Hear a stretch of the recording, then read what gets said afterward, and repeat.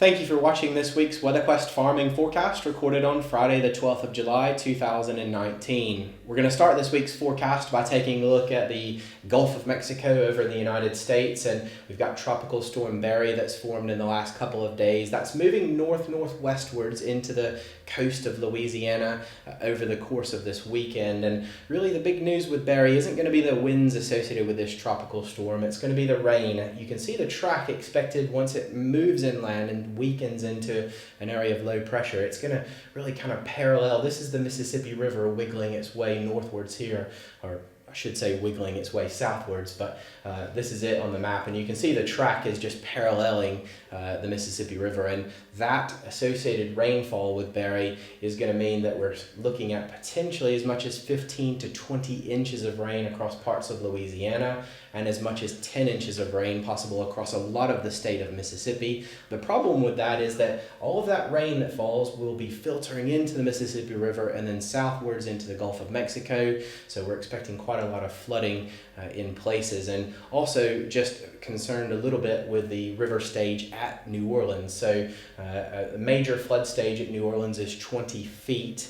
That's where the levees are built to protect the quite low-lying city, and the expected flood stage there 19 feet. So we're going to be about a foot away from the top of the levees. We could see some overtopping and some flooding associated with that as well. So that, a lot of agricultural land down that way as well, potentially at risk of some flooding over the next couple of days.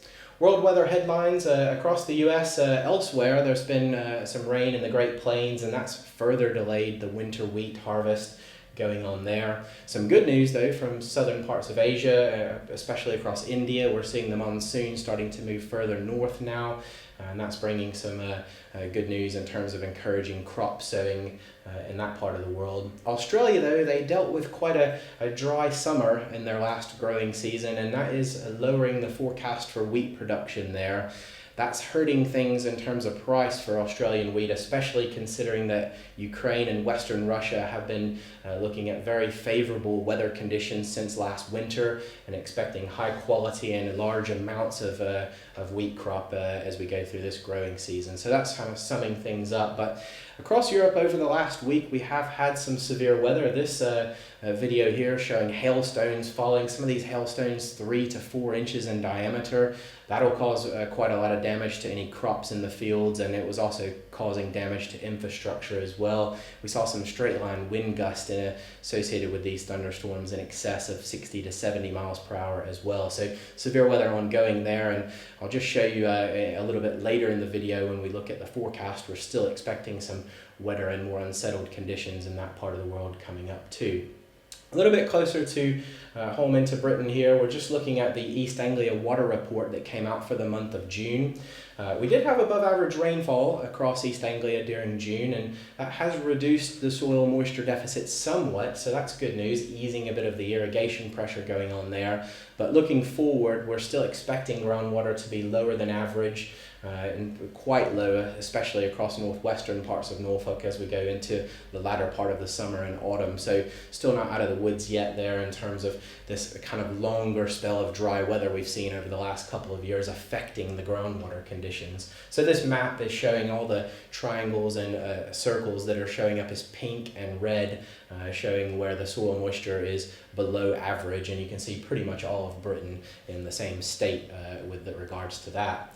Not much help on the way the next couple of days. We've got high pressure sitting over parts of Ireland through the course of the weekend. There'll be some scattered showers still down across central parts of Britain and up into eastern parts of Scotland, but for many of us, dry conditions expected through the weekend, and this is thanks to the position of the jet stream moving very far north into the Atlantic and then diving further south off to the east of the British Isles, so that kind of keeping us in a blocked pattern there. But you can see toward the end of the animation here the jet stream pointing a bit more at the British Isles, and that's likely to bring us a little bit of a change in the weather toward the middle of next week, perhaps some more unsettled conditions, and the surface chart for Tuesday highlighting that. So you've got low pressure to the northwest in the Atlantic, and that'll help to drive some fronts and the potential for some showery rain, particularly across Ireland and again into Scotland and western parts of Britain, possibly a bit further east as we go toward the middle and end of the week as well.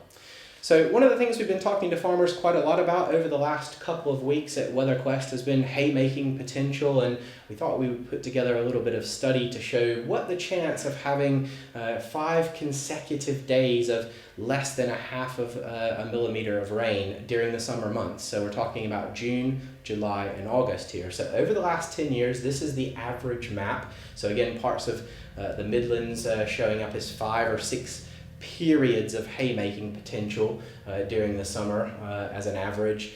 You can see you get back into the west and southwest and only a couple of opportunities per growing season really for that to happen.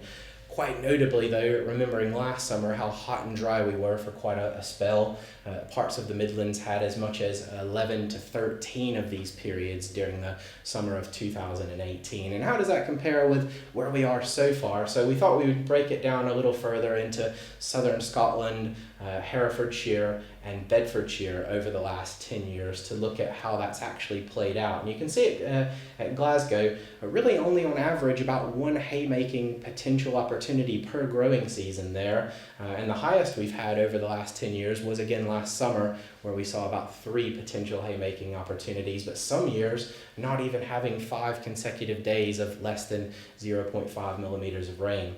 Herefordshire, you might expect it to be lower potential because it's further west than Bedfordshire, but actually because it's in the rain shadow of the Welsh high ground, the mountains there are quite a bit of opportunities, on average about 5 haymaking potentials per growing season there, and we've already had about 3 so far in 2019. And just to contrast that with Bedfordshire, where we see again some of these summers, 2011, 12, and 15, where there weren't any 5-day periods of less than 0.5 millimeters of rain. So quite a bit of variability from year to year there across the country.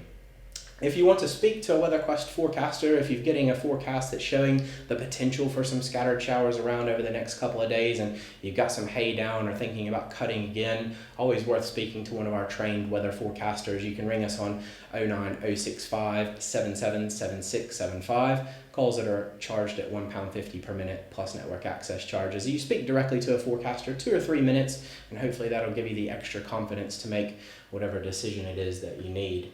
Now, looking at the potential water gain and water loss over the next 10 days across parts of the Midlands here, this is looking at ensemble weather forecast data, so taking lots of different computer models and running them and seeing what the potential spread of uncertainty is. Between now and through the middle of next week, quite a bit of uncertainty of relatively dry conditions across the center part of the country, leading us to a bit of a deficit in terms of rainfall, about 10 millimeters perhaps below where we are at the moment. But you can see that's where the uncertainty starts around Wednesday, Thursday next week, and there's quite a big gap or spread in terms of what we could see as we go toward next weekend.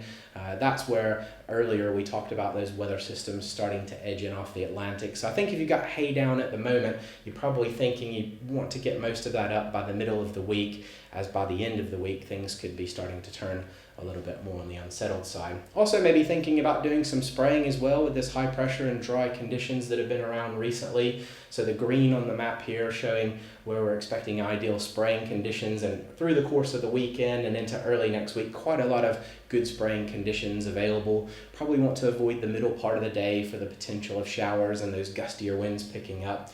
But what you'll really notice is right at the very end here, as low pressure starts to approach, the ideal spraying conditions really being more confined to south and eastern areas as we see the chance of rain and the breeze picking up further into the north and west. So kind of like with the haymaking, I think over the weekend, early part of the next week, probably the best time period for getting any spraying done. Now the forecast for the next 3 to 4 weeks, as far as the monthly forecast goes across Europe, this is the precipitation anomaly. So the browns on this map showing below average rainfall expected for the period between the 11th of July and the 17th of July. So much drier than average conditions across much of France and just creeping into southern parts of Britain as well.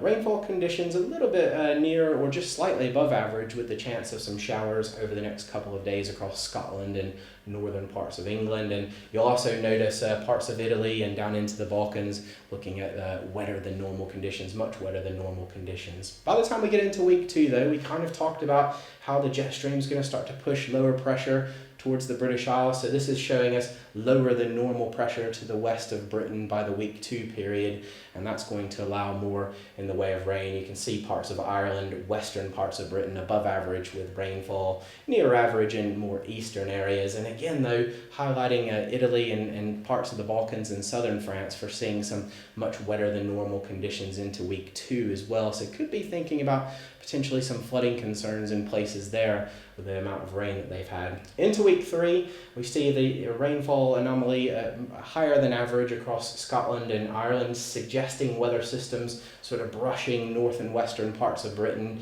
drier conditions across the south and western parts of Europe in general, but still this kind of signal here for heavier showers more than likely and some thunderstorms to bring higher than average rainfall amounts even into the last week of July.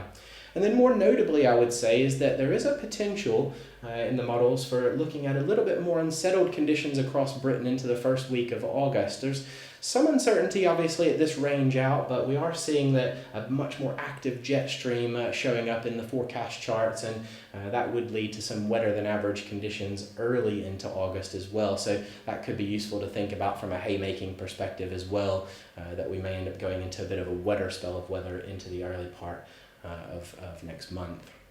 Just to summarize all of that, so for the UK overview, generally a settled spell of weather at first. That takes us through this weekend and the middle part of next week. Becoming more changeable though, there'll be still some drier periods, but I think it's a bit more back and forth probably for that last week and a half or so of July. And then as we just mentioned, that signal for slightly more unsettled conditions as we go into the early part of August. And we talked a lot about rainfall, but in general, temperatures and sunshine across the British Isles in particular, looking at being near or just slightly above average for both temperature and sunshine through the rest of this month and into the first part of August. So if you want to follow us, thanks for watching the forecast this week, but if you want to follow us, you can do so on Twitter by going to hashtag WQFarmingForecast, or you can send us a question at info@weatherquest.co.uk, and make sure if you're watching on YouTube to hit the like and subscribe button. That way you get notifications when we update these videos on a Friday into your inbox. Thanks again for watching, and we'll see you next week.